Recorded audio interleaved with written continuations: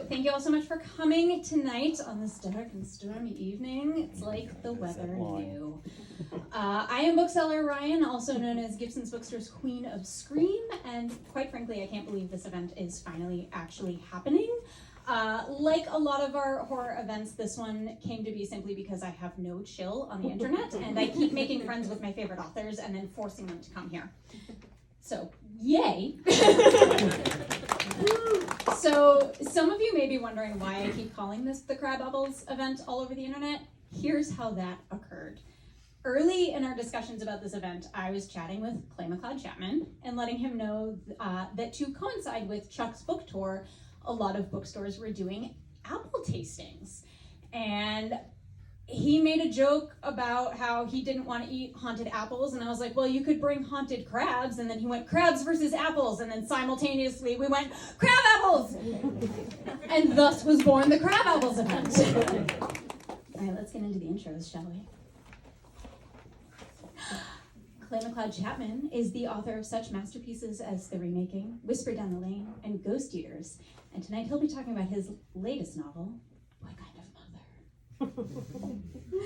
Chuck Wendig is the author of some chonky novels like Accidents, Wanderers, and Wayward, and his brand new horror novel, Black River Orchard, is all about evil apples. And in fact, when he first started teasing that book, he was referring to it exclusively as the Evil Apples book. So it took me many months to learn the real title because I kept just calling it the Evil Apples book. So it's very weird to me that it has a title, but that title is Black River Orchard. Both of these books are staff picks of mine, and I love them so very much. And I think you all will also love them so very much. And I, for one, am extremely excited for these two to chat. So I'm gonna leave and let them talk. Without further ado, please welcome McLeod Chapman and Chuck Wendig.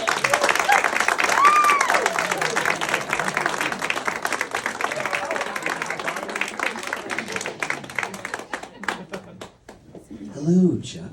Hello. Is this Oh, on? did I got the hot one. Yeah. Do we need him? Do we need him? Can you guys Can you hear us? understand? Can you hear us? What? Yeah? Yeah? Okay. Put that there. Out of here. So I've joked about this on the social media thing. It's gonna What happened?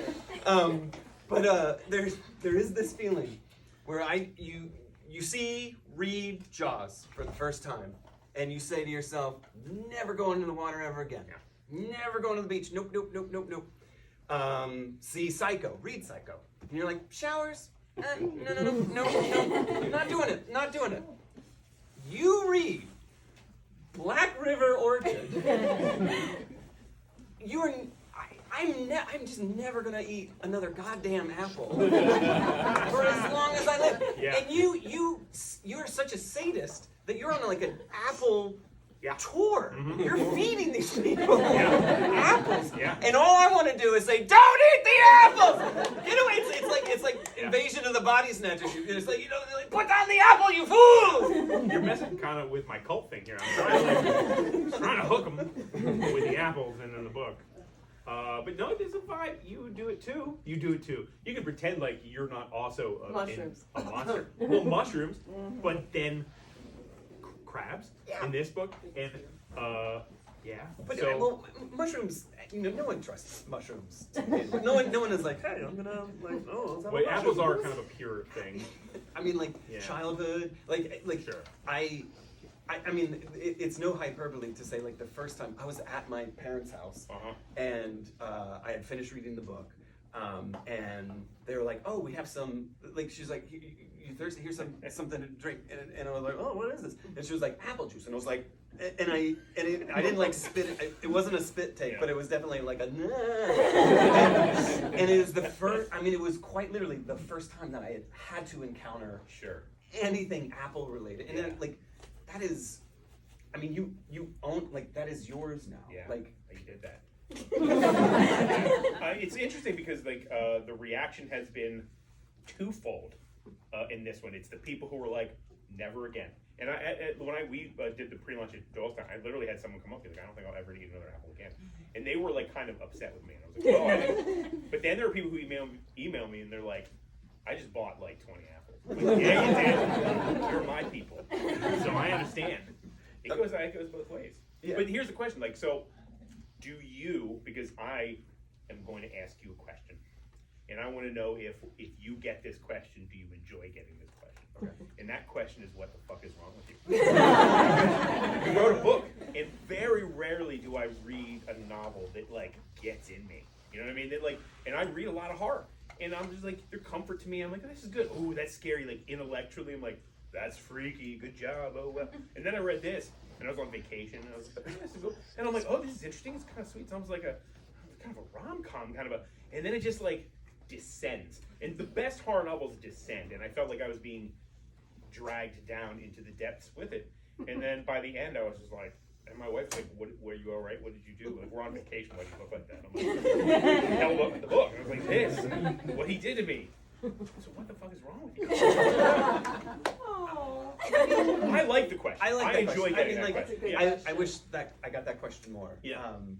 But I mean, what kind of mother is one of those books? Like when I pitched it, Yeah. when I first came up with the idea, it was like, oh, what if we took, like I wanted to do something like kind of like structurally, like with form. Like I quite literally said, what if we took a Nicholas Sparks novel, Yeah. and just like, oh, two people, they're kind of like, they've had rough Music lives, swells. and they meet each other again, and it's like, oh, they meet cute, and like, it's like, like they connect, and like they've lived this whole life, and like, and then it like starts to like spiral and spiral and spiral, and like. But even introduce like the kind of a soft, oh, there's a mystery element of this childhood. That's Could like- that be, oh, classic setup, and then yeah, I mean, but. fuck you, and then that's a point of pride. Like that was like I read that, I'm like, I wanted to high five you then, and then stare. I mean, I will say that there was the version of it like this is what I want to do, but then in like the grind, like in the writing of it, I was like, oh, like there was that first draft that was kind of like more probably like the nicer version of it, but then it was like kind of grinding into it a little bit. Dug in, okay. Yeah, and like it became something else. Yeah, and it's one of those books that I can't talk too detailed about because it's one of those things I don't want you to know too much about it. Hey! We're just recognizing a face of a new friend. Yeah, I was like, if I tell people everything, they can't have what I had. Yeah. And I love that about reading a book when I'm like, I have no idea what I'm getting into here. Well, this is the problem. This is what we have to really be mindful of. Can we do a show of hands? Like, who's read Black River Orchard yet? Has anyone read Black? Okay, Yeah. so we can talk about it. Yeah. The rest of you just like, Yeah. You guys just mill around. It'll be fine. Chew on our own hands. Exactly. Yeah. I mean, I think you are the king of chonk now. I think you've nothing. I mean, I know I keep asking you this question, but like, it is how impossible is it for you to write something under 400, 500? Yeah, I don't know. I mean, the middle grade is small, which is nice because it feels like I was like 40. In fact, I wrote like a 40,000 word middle grade recently and turned it into the editor. And she's like, "Can you add like 10,000 words?" I was like, "No, I don't want to. It's supposed to be a little baby book." No, I don't do it on purpose, and I think the next one will be in that like 400 page range. I think maybe, but yeah. When I genuinely, one of the things that I love about chonky novels, and I think specifically about your chonky novels, and I don't know why I'm going to just see chonky is a great word. I mean, you don't get to use it that often. Yeah, but like you live in this world for enough time and space that like these are people. They're people. They're not characters. They're people that you vibe with, and I'm gonna confess something, and it's a question. Okay. It starts with a confession, and I want to ask if this happens a lot or if I'm just alone in this. Sure. But I'm reading the book, and there is a character. It's kind of an ensemble piece, so there's there's like a tapestry of different storylines and characters that you meet along the way. But there's this one character named Little Dan, and Little Dan is kind of like you could almost think of him as kind of like the kind of like aperture in, like he's the kind of he's our lens into the story. Yeah. And I started reading it, and I was like, "Oh, this is Chuck." Like it was like, "Oh, this like I cast you." Oh no. I mean, it was this thing. Like for probably the first 200. Like it was like by page 300, it was like stop seeing Chuck, stop looking. Like it was like, you know, like it would emerge from the words like a 3D art. I mean, am I alone? Has anyone else? Like, no one else has said that. Yeah, it's get out. Yeah, it's he's such a sweet guy. Like he's like, hey, I'm a like a. The weird thing is, first of all, I was little Charlie. But I had a cousin who was a little Dan. Yeah. So Big Dan and Little Dan, or Big Danny and Little Danny. And I actually sort of weirdly associated more with his daughter because he's a farmer in Bucks County. My dad was a farmer in Bucks County. And I grew up there and was like, I don't want to do any of this shit. And I was like, kind of, I go to hell. Like, you know, and that's sort of who she is. She doesn't want to be any part of it. Thinks it's like cringy that he's growing apples. Like, gross. So like I kind of associated with her as much as that sort of, but as a vibe, like I watched sort of my dad go through that thing of having a farm and then eventually getting rid of the farm and watching the area change and become gentrified and how farms work in the area and being the son of that also sort of like, I sort of see it and he had dreams that didn't come to fruition and I can kind of vibe that too. So, I mean, in the way that every character has like some weird piece of me shoved into them. Yeah. And I have just incepted you into like they will now all see you. Like I dare you not to see. Don't see him. I apologize, but it was really hard. And then things started to, and then you're like, and then I was like, Yeah. Well, I mean, do you vibe with your characters that way? Do you feel like there's I mean, what is it? Like, let's talk about that. How do you conceive of your characters? How do you put them on the page? Because that's a very hard thing to do, to make people up in your mind and be like, no, dance for me. It's like, I'm trying to cut your strings so no one sees that that's happening. Yeah. I mean, I'll admit that I start with like kind of concept first, like hook first. And it's like, well, who are the characters that will populate that the world that this kind of takes place in? And then I think I have to get the wrong answers first. Like I have to go through, like with what kind of mother, like the main character is this single mom who is raising a teenage daughter on her own, and she has like, it's really hard to make ends meet, so she comes back home to her Virginian coastal Chesapeake Bay town, and she's making a living by kind of reading people's palms. Like she's not a psychic, but this is her kind of shorthand into the world. And the first draft, it was, you know, instead of it just being kind of like, I'm trying to make ends meet, it was like I started from the place of a who's it, the Long Island psychic or the like one of these like celebrity psychics, and like she's caught in a lot, like she's basically kind of like like what is it when you're like canceled? Yeah, like she was basically like she was caught in a lie, and like she was basically like out, so she was like coming back to her hometown to lick her wounds, and that was the kind of starting point. And my editor kind of we talked through that, and she was like, "Do you really want to like start there?" Like that was like kind of like tipping the balance like too far into it, and so we kind of like settled on this idea of like, well, she's like, you know, for someone who doesn't want handouts, she, you know, uses people's hands as like the way to kind of make them, and that was kind of like, oh, it like grounded the idea, the kind of overall concept, and made it more human or more real. So, are you from that area? Yeah.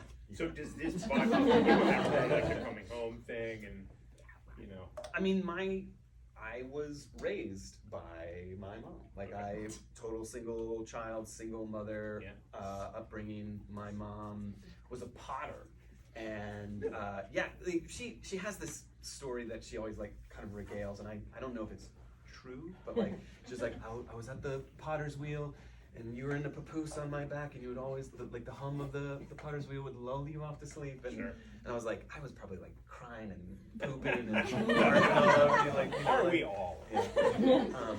But like that idea of like a mother raising a child through, like, you know, just like the kind of sheer, like, you know, to do that, but to do it based off of something that you like, a craft, that was totally like baked into. Yeah, I can see that. And then to have some petulant teen child like be like, oh, mom, you know, that was me. That was also you know? you. Yeah, Okay. so.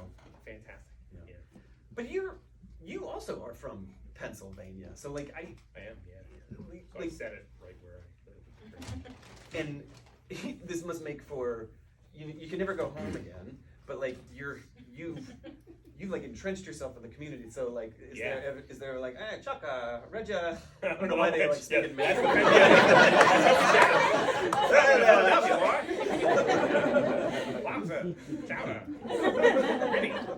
I read that Apple book and didn't approve of how you painted a portrait of that town. I haven't gotten those emails yet. However, we have like this figure. Does anyone know Henry Mercer?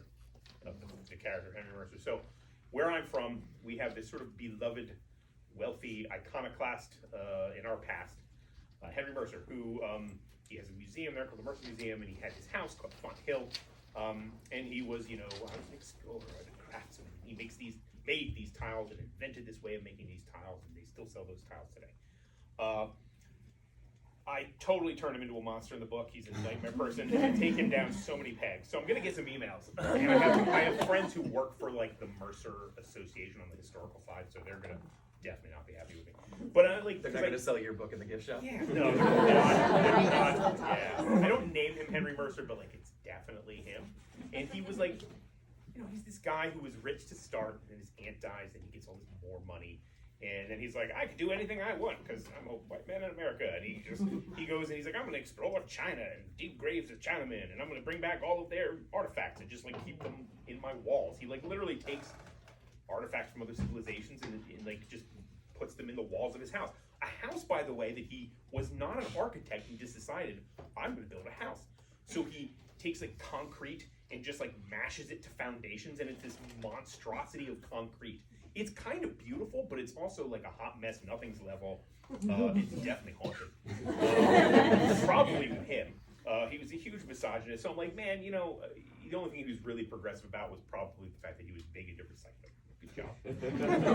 So I was like, we need to chop this guy down a little bit. So it's like kind of like the folklore of our area is that guy, just like Johnny Appleseed is the folklore of the country, and I'm like, I'm taking him down. Okay. All right. I wasn't gonna bring this up, but. Are you a descendant? I am. My name is Clay Chapman, and my great uncle is Johnny Chapman.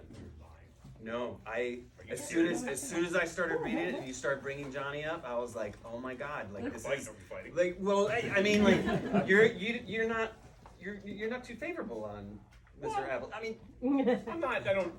But he was an odd duck, and there were the ways. He was a Swedenborgian and believed that grafting apple trees was against God, so that you could only put seeds out and grow them. And to be fair, the grafting process is sort of strange, because I don't know, for those who don't know, if you have an apple that you like and you want to grow that apple again, you can't take the seeds and put them in the ground and get that tree. You get a random apple. It's like a roulette wheel and just some random apple, probably a very bad one, what they would call a spitter apple. And so if you want that apple, you have to find its tree. You have to cut a branch off of that tree. And there's multiple ways of grafting, like there's whip and tongue and so forth. You carve a little notch in it, and you put it on like a dwarf rootstock, a small sapling, and one of their growths, you merge them together with some grafting tape. And the tree will try to heal itself, and it will grab that new growth and grow it into itself. And then, as it starts to grow other branches, you might be so inclined to be like, I don't want you to grow those apples. Those are not the apples I want. And you begin to butcher those growths off the tree, so it only grows the things you want it to grow. So it is sort of a weird act of butchery that you're just sort of like merge. Like, I want you to grow this apple, not your stupid apple. I don't want your apple. My apple is beautiful. I'm sorry, it's like a Frankenstein. It's Frankenstein-y, yeah. So, I kind of get. They'd be like, that's sort of horrible. Let's just grow seeds. But then the fact that the seeds also became orchards, and orchards were one of the ways you could sort of signify land use and who owned land and how land was controlled. And so you could sell these massive orchards and make a lot of money on that. And at a time when the indigenous were already being run out, it just forced them further and further out. So it was like there was a lot of like sort of political complexity. It's not clear entirely if John Chapman knew what he was doing in that regard. But yeah, so sorry, I mean, you know. It was, yeah. Yeah. I Weirdly, my great grandfather was a crab, so. We're taking this on the road. You're We're taking doing it on like, the road. we're gonna be together next week. We are also together next week. Yeah, yeah. It's gonna be great. I do think it's fascinating though, right? Because you have not just the crab apples joke, but like we both kind of have this farmer's market culture. It's both about sort of being at a home where we grew up, right? Yeah. It's about the sort of dark horrors of that. It's about like water and drowning in water and the stuff that goes on underneath the water and a river. Like, man, like there are some weird, like for two totally different books, they kiss. Yeah. They're definitely kissing. What we're gonna do the next book, we're gonna call each other and be like, hey, you know, I'm working on this, I'm noodling on this thing, and it's like, you know, it takes place here. Gonna be horseradish? Oh yeah, you doing that? Okay, we're just gonna. I'm gonna do horses, you do radishes. We are So good. grafting. We are like that's Grafting. the metaphor. We're like grafting. Yeah. Like, oh my god. It's gonna be good. There you go. Yeah. There you go. For the uninitiated, do you have like a how do you describe Black River Orchard to That one is honestly hard because there's a lot going on. But usually it's like I just felt like Tale of Temptation and Woe centered around like a forbidden apple in a small town horror. And usually that's enough to sort of kind of like small town horror, sinister apple, whatever. Yeah. But it's like that's the difficulty of always writing a big book. I mean, yours I think, though also yours is probably a harder one to. Outside of the Nicholas Sparks, you know, meets a. How do you pitch? I still. Yeah. I don't know. I mean, it's funny because we did an event back in June, July, Yeah. and I was like, I don't know how to talk about this book. Yeah. It is now September. The book is out, and I'm like, I still don't know.